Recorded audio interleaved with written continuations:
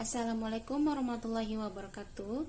Hello everyone, my name is Devini Aulya Rahman. Today I'm going to present my final test of curriculum and material development subject with lecture Miss Tiara Dian Sari M.Pd.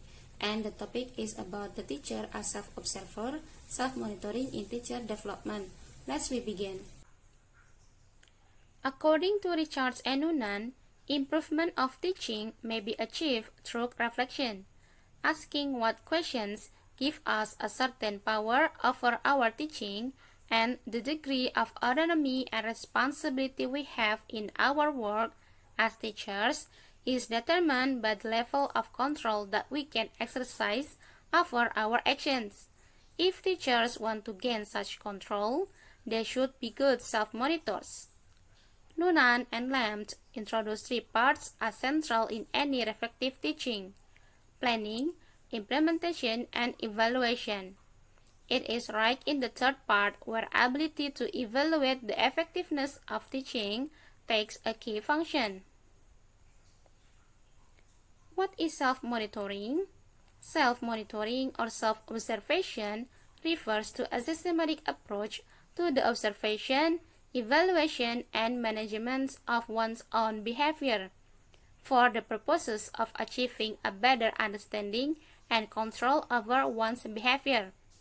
In everyday life, people often make use of self-monitoring, such as when a shopper uses a shopping list to guide and restrict purchases during shopping, or when a person writes a daily personal diary and periodically reviews it to monitor progress in attaining personal goals.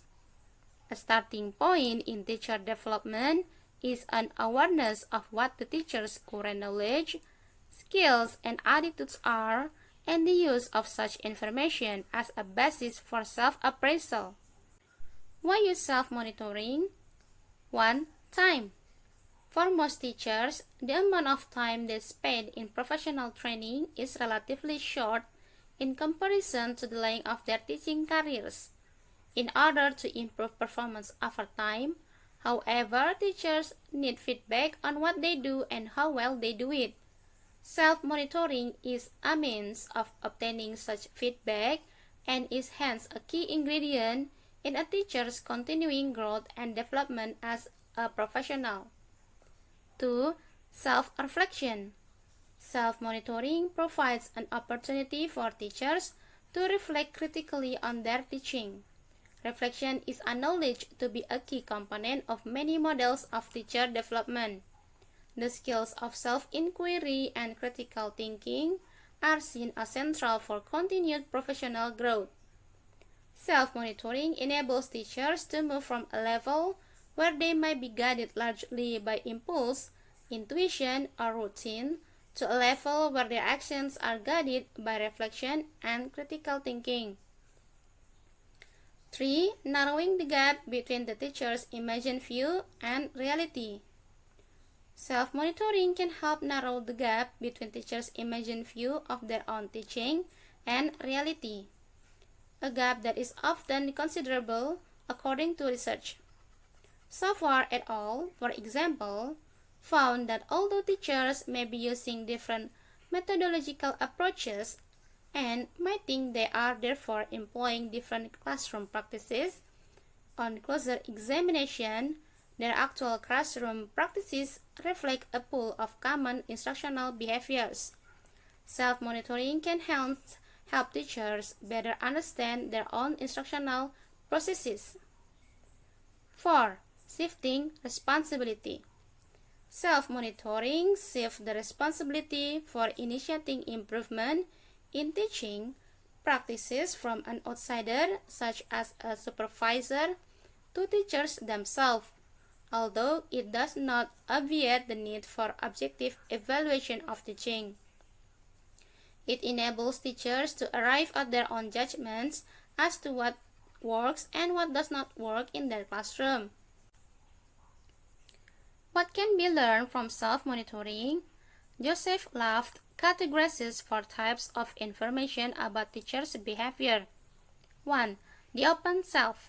Information about teachers' behavior that is known to the teacher and to others. That is the information that the teacher is willing and able to share with others to looking for areas for improvement. 2. The secret self. Information known to the teacher but not to others. For example, a teacher may be experiencing difficulty in implementing a new set of course guidelines but unwilling to share this uneasiness with colleagues in case they judge him or her to be incompetent. 3. The blind self.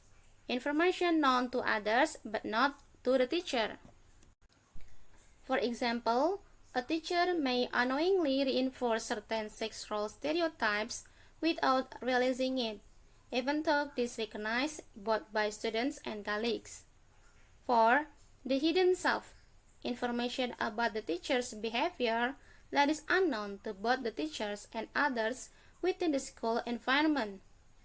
For example, neither the teachers nor others in the school may understand why the teacher is achieving less than expected results with a set of new materials. Through self-monitoring, the teacher seeks to find out what the critical factors are that could explain the problem. How is self-monitoring carried out? There are 3 ways that teacher can do. That is, personal reflection, self-reporting, and recording lessons. Personal reflection.